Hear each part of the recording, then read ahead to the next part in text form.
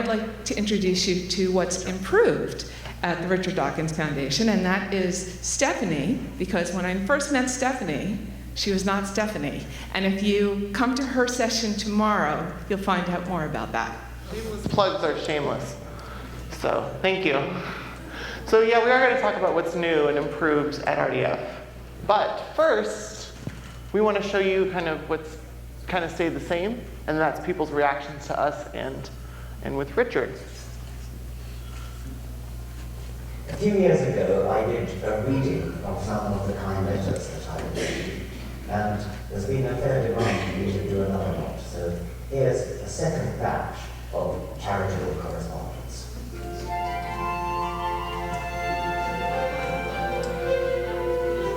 I'm sick of hearing about you and your theory of evolution. You may have evolved from monkeys, but leave me out of it. Have you ever tried to make love to a monkey? I mean, I wouldn't be surprised if you have, since sodomites are found all over the world.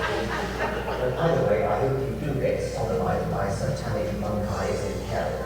Sincerely, a creative daughter of our Lord. What will you think when you are being basted in the broth of God's righteous indignation?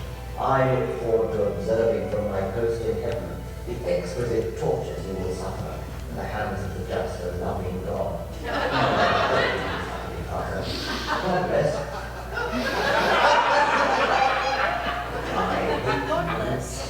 You don't think God is real because you're gay and stupid. Why don't you stop being gay and stupid and go have sexy time? When you have sex with monkeys because evolution says so, Mr. Gay and stupid. Ah, bitch. No, you are not racist, you are a gay theist. Lol, lol. They should call you Richard Dawkins, because you're so busy sucking off Bill Maher. You can't do anything else. Oh, and your science books are shit. What shit is God delusion? Dude, it was so poorly written, it was a waste of toilet paper, motherfucker. Lol, and your website sucks ass. Big time. Yeah. Don't worry, I will be there. The arch.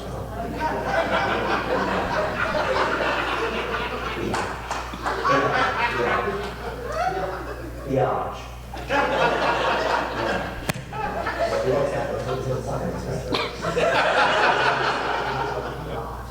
What's that? That doesn't mean bitch.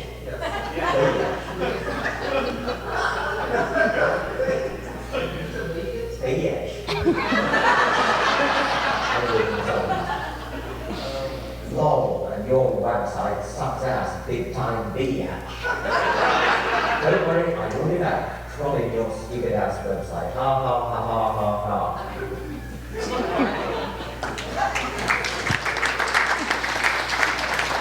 You know, we did that at Todd Stiefel's house, and people thought it was at Richard's house. And we got offers for like a year's worth of fish food, and someone who did like Fish Tank Monthly wanted to do a feature on Richard and his amazing fish tank. We had to disabuse everyone. Okay, so one of the secrets of getting people interested in an organization is by telling a story through branding. To succeed, it has to be a story that's authentic and that speaks to who people think they are, how they see themselves. As marketing guru Seth Godin says, all of activism, all of donor support, and all of sales comes down to this maxim. People like us do things like this. People like us do things like this. Why do people bring reusable bags to the supermarket? Because people like us do things like this. Why do people give to public radio? Why do they drive a Prius? Because people like us do things like this. And when you're building a brand, you have to keep that in mind, that people want to see your story and they want to see themselves in it. So the foundation, which was founded in 2006, started with this logo. Now, you can see the sans serif R and the D there, which is kind of cool. But what else does it communicate? I'd say it's rigidity, maybe right angles, maybe Richard Dawkins is square, and so is his foundation. Then in 2013, the foundation moved to this, which, as everyone can see, is a literal representation of a candle. Now, this was chosen to reflect the subtitle of Carl Sagan's book, that science is like a candle in the dark. And the logo certainly says something. But rather than communicate progress and modernity, it really says the opposite, as if the candle is the only form of illumination, something before electricity. It's not a story that an organization devoted to science and reason and progress wants to tell. So in 2014, we rebranded to this. Now, it's instantly recognizable as a high-concept DNA flame. So the nod to Carl Sagan still is within it, but we bring it forward to today's frontiers of evolutionary biology. And a DNA motif is seen in essentially all our branding. It's in the Openly Secular campaign, our Teacher Institute for Evolutionary Science, and it's even in our high-dollar donor Dawkins Circle. People who become part of this organization can tell themselves a story of creativity coupled with science and reason.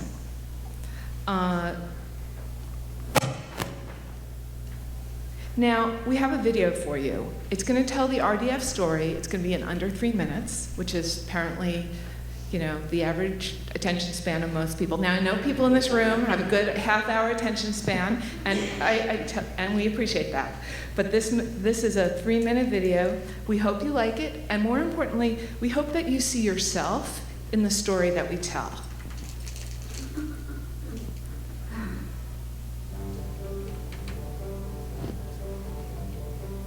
This is Charles Darwin. Way back in 1859, he figured out that life evolved through a process of natural selection. Then in 1976, this guy, Richard Dawkins, took it farther with his book called The Selfish Gene. Richard said genes are selfish, not in a hoggy all cookies kind of way. Genes that selfishly keep their hosts, plants, animals, us, alive to reproduce, are favored by evolution.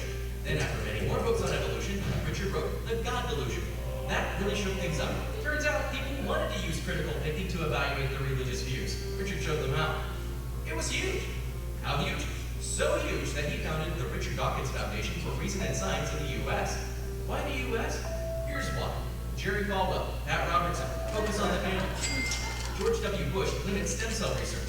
George W. Bush goes to war after consulting a higher father. Evolution under attack in textbooks in Texas, climate change deniers. I have not seen proven, proof that it is entirely man-made. Creation Museum and Ham. 49% of Americans don't want family members to marry atheists. So what does the foundation do? Number 1, the Teacher Institute for Evolutionary Science. Middle school kids need to know why evolution is true. Not one of many possible truths, but true. Like really true. We give middle school teachers the tools they need to teach evolution. Number 2, the Openly Secular campaign. Getting out in the open changes attitudes. Fear, misunderstanding, intolerance. With the help of celebrity friends, Openly Secular asks non-believers to come forward and be themselves. Number 3, change the culture. How do you do that? By sponsoring, commissioning, and producing plays and movies, helping high schools across the country put on Inherit the Wind, and working with Hollywood insiders to create openly secular characters. Number 4, global connections. Baby, are we connected? Over 1.8 million monthly website views, over 200,000 YouTube subscribers, over 1.1 million Facebook fans. Richard has over 1.1 million Twitter followers. Talk about spreading the word and making an impact. Want scientific literacy? We do too. Want secular acceptance? We do too. Want critical thinkers? We do too. If you are one of us, be one of us. The truth is more magical, in the best and most exciting sense of the word, than any myth or made-up mystery or miracle. Science has its own magic, the magic of reality.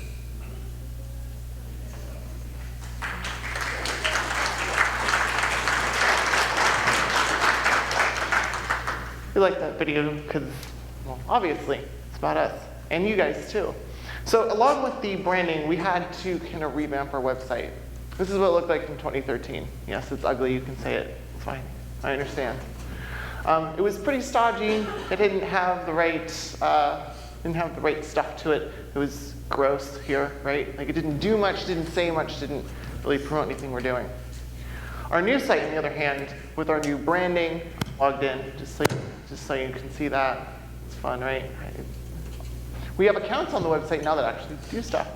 But we rebranded, we did all that stuff, mainly to help us promote things we're doing like ties, now that you've heard about that multiple times.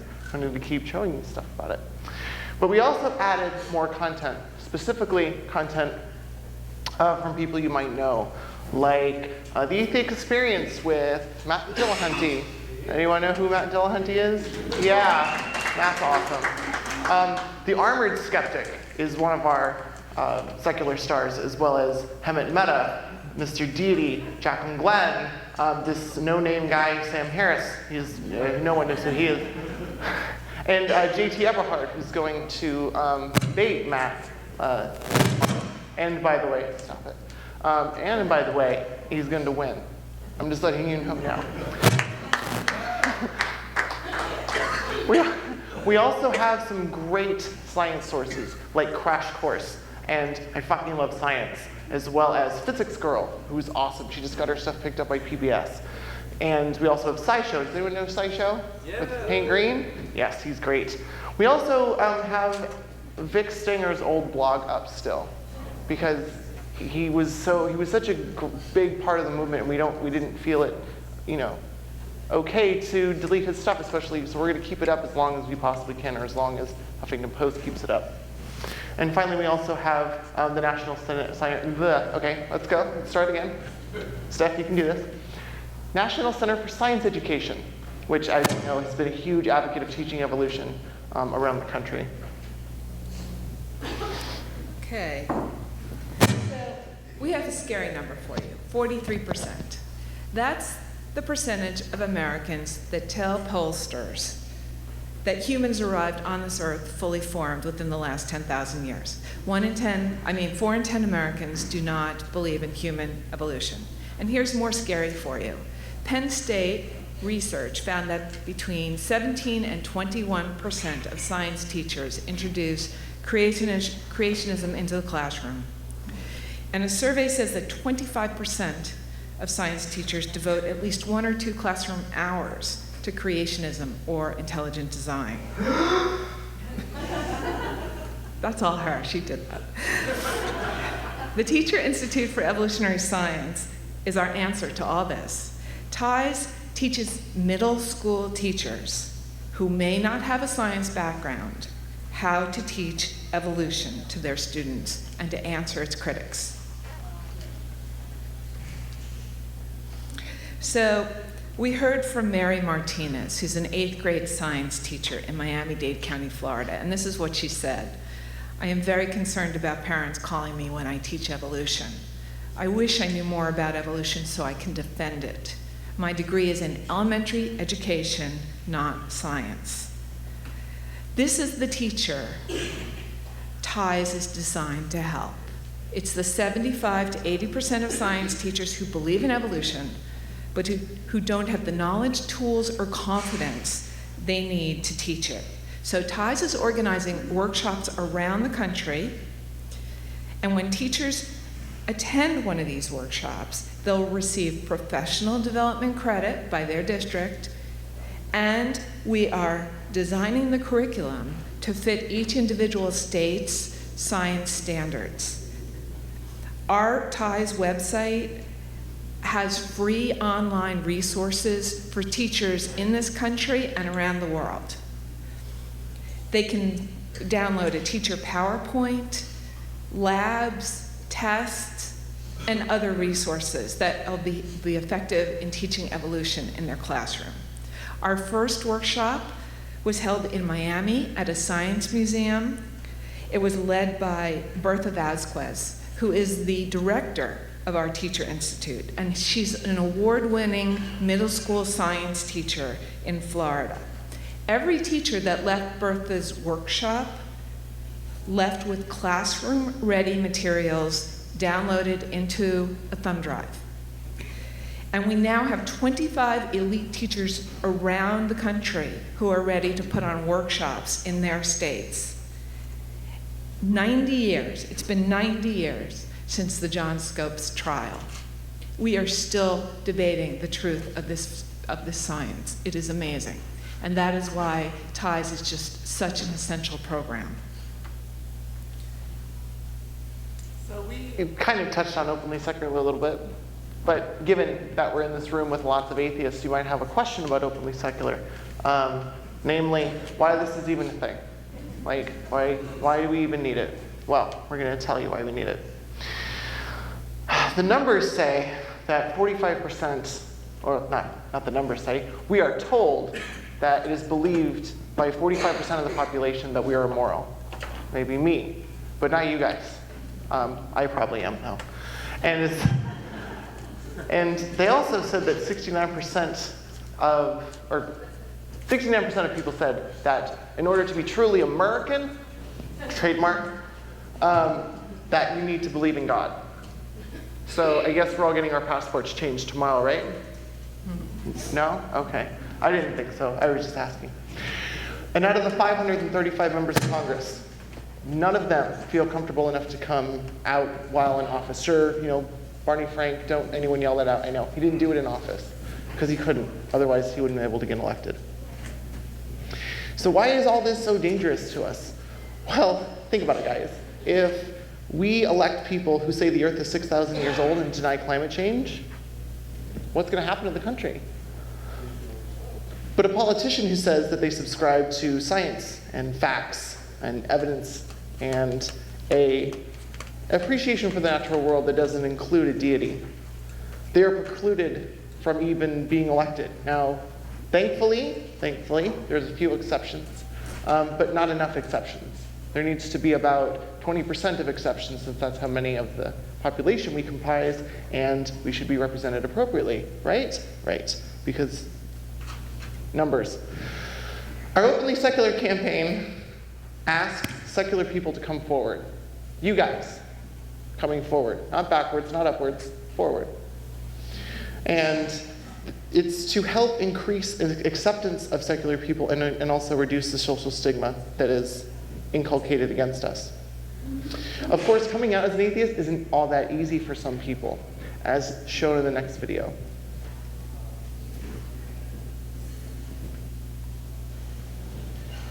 You're an atheist. Give me a fucking break, Michael. All right, you know what? Maybe you should go to church every week. I don't believe in that. Bullshit. You got yourself a curb, and you said it to the bishop. Yeah, a lot can happen. You can think. Well, I can think all of a sudden you can just quit believing in God. Then all of a sudden there is no God. Yes, well, let me tell you. You want to know there's no God? Then you're going to get absolutely nothing. Nothing for Christmas. Because that's what Christmas is about. Jesus Christ. Okay. No, it's not okay, Michael. It is not okay. So it was simultaneously about Jesus Christ and presents. Did anyone else catch that? She's a smart Christian. I love the father who just sort of is drinking side there. He's just doing his thing. So sometimes becoming openly secular is an act of bravery, as with that young man. But it's also an act of compassion. For a lot of us, it's pretty easy to be openly secular to our family and friends, but we should do so anyway loudly and proudly, because we need to demonstrate we are a vital and expanding secular community, and when we become openly secular, people like Abby feel less alone. What? You're atheist? Well, I was speechless. She's like, yeah, I'm atheist, and she's atheist, and she's atheist, and she's agnostic, and I was just speechless. I was never, ever been around any other atheists. And then my president asked me to come to this. And she was like, you will literally be in a huge place full of atheists and other secular people. And I was like, that. If you would have told me that in junior high,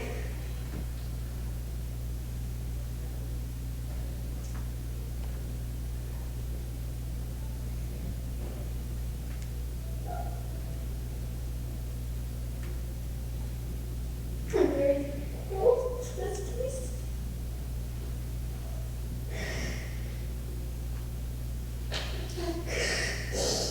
I haven't had this many friends in a long time.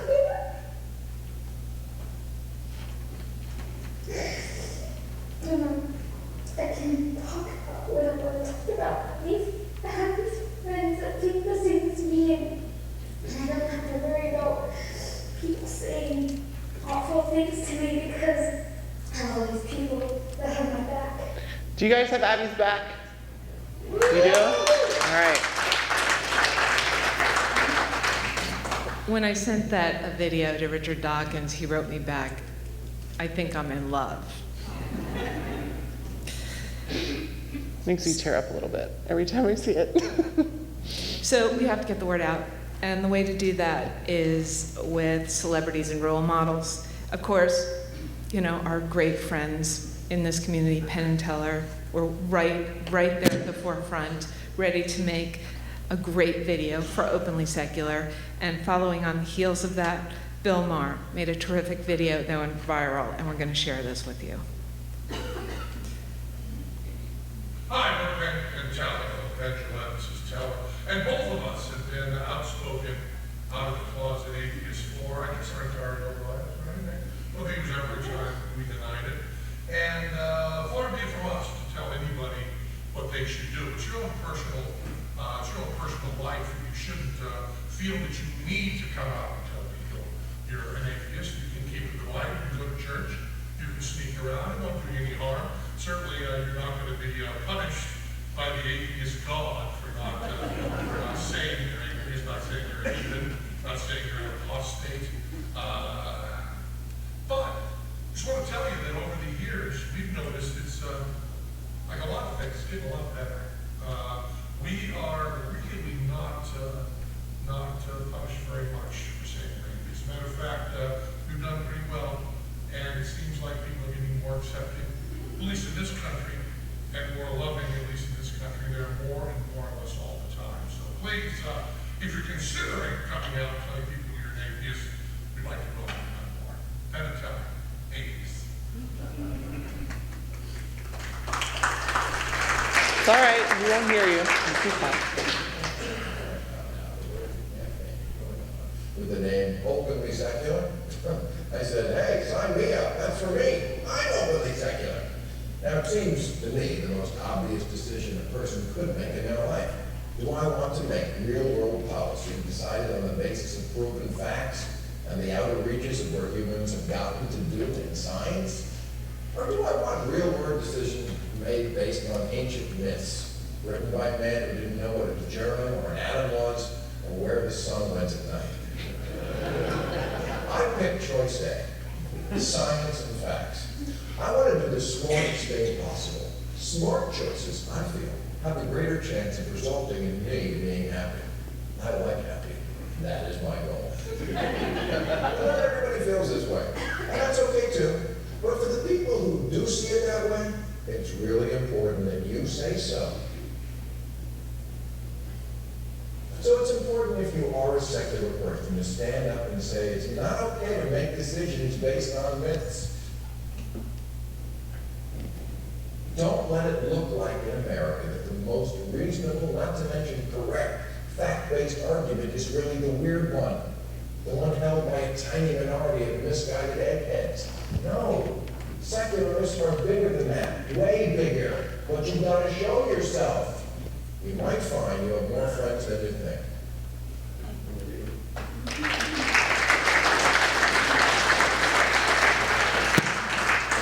So, okay, what about the mainstream press? Well, Openly Secular is a nationwide public awareness campaign with a sophisticated earned media component.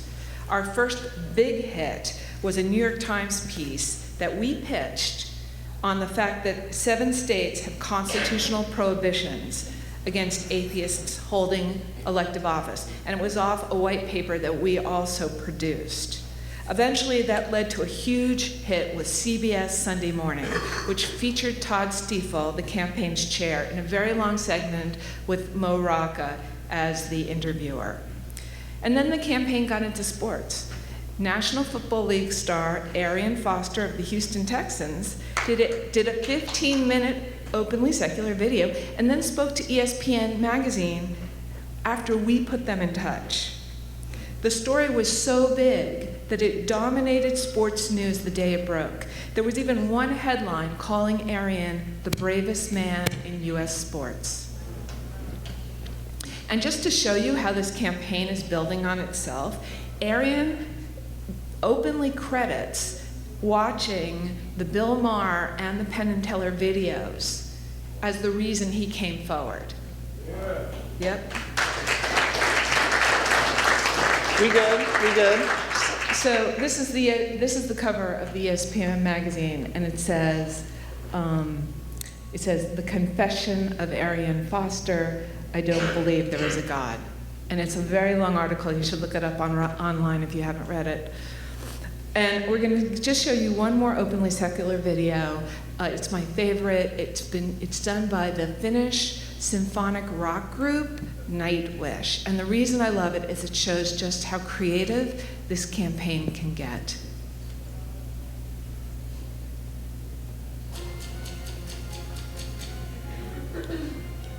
When we were little, we loved fairy tales. Well, all kids do, and we still do. From classical heroes to mythological monsters, through witches, wooden boys, to hobbits and Jedi Knights.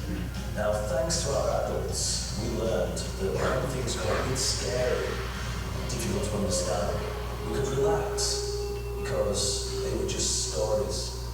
Now, this was a real comfort when you had vampires trying to get through your bedroom window.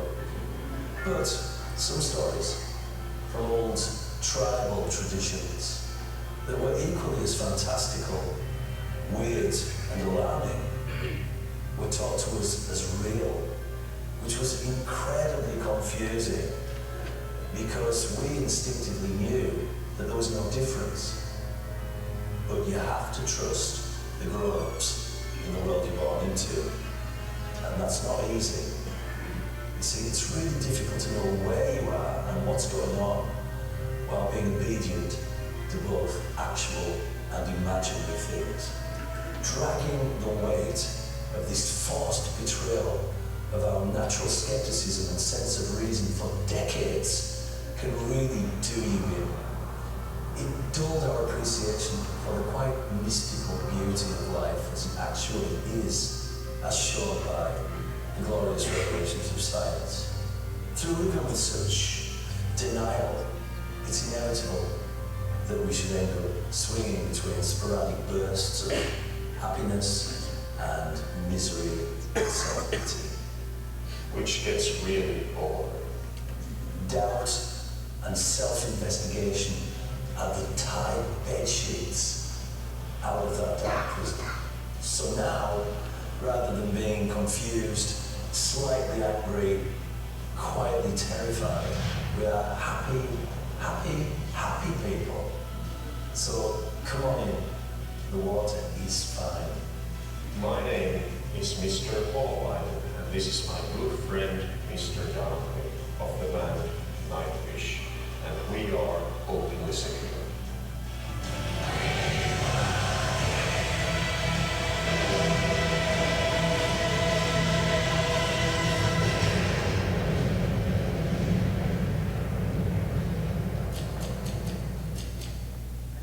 Not bad, right?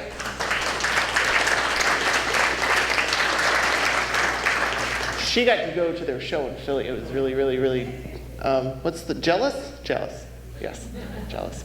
Anyway, so hopefully we've made a fairly good case for you as to why openly secular is super important. But we still need your help, of course. And I have to ask you guys, why aren't we funding this? You gotta help us. Yeah, It's just Family Guy fans got it. It was great. Anyway, we need your help in funding the Openly Secular campaign because we can help people like Abby and the other people that we've kind of talked about during this talk. Now we'll get to something a little less emotional, but still very much important. There are people all over the world that speak languages other than English. I know we're in Texas, so that's a shock to you guys. There are also more than Spanish, as it turns out.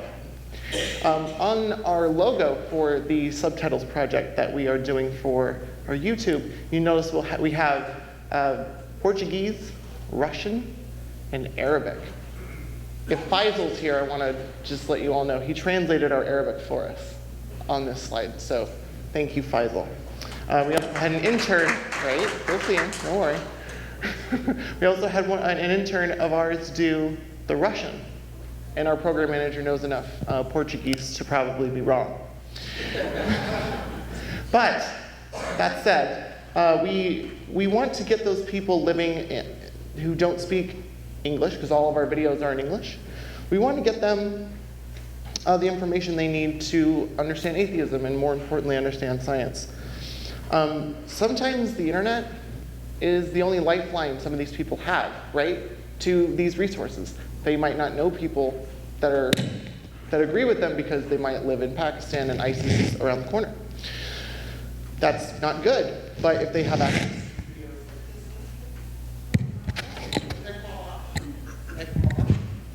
Brilliant. Thank you, technology. Oh, it broke. I broke it. It's all good. Anyway. Anyone seen that video of Christopher Hitchens where he has to hold the mic like this? I feel like him, except not as smart. You have to move it along. Yeah.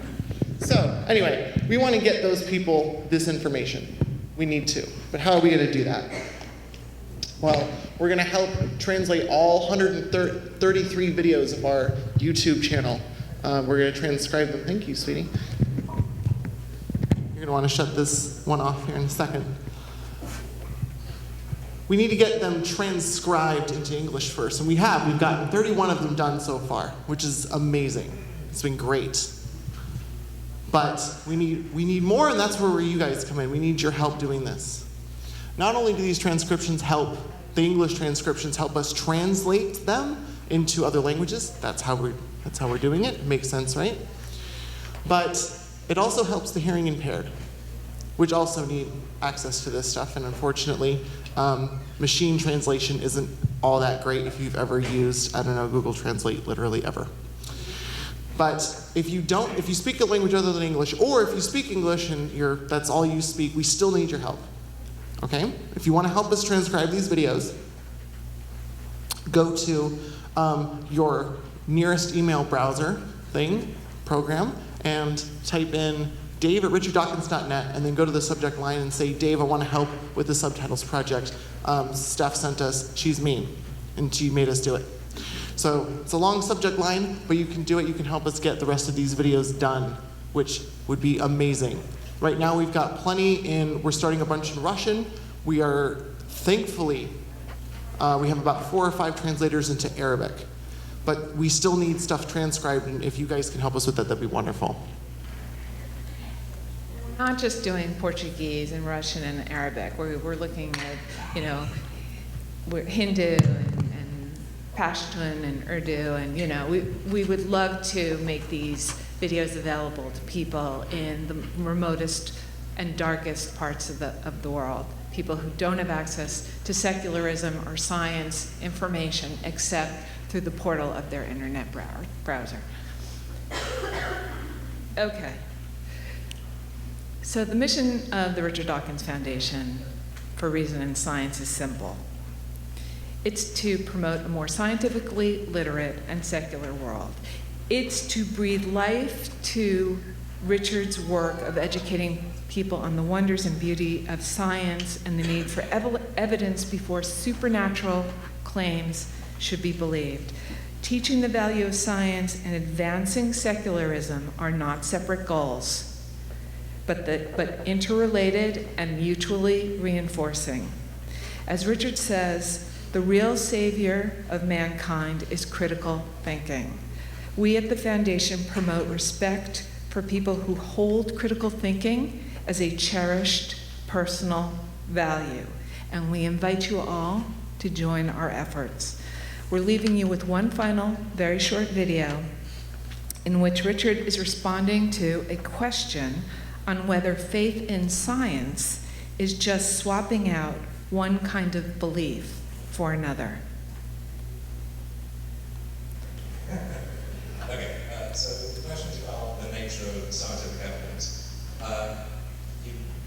You both said, and I think most people here would agree with you, that we're justified in what we believe if there's evidence for it or if there are logical arguments we can find that support it. But it seems like this in itself is a belief which would require some form of evidence. So if so, I'm wondering what you think would count as evidence in favour of that, and if not, how do we justify choosing that heuristic without appealing to the same standard that we're trying to justify?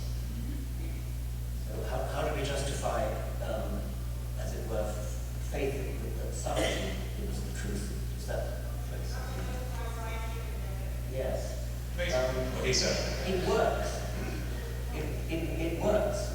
Planes fly, cars drive, computers can sleep. If you base medicine on science, you cure people. If you base the design of planes on science, they fly. If you base the design of rockets on science, they reach the moon. It works. Itches.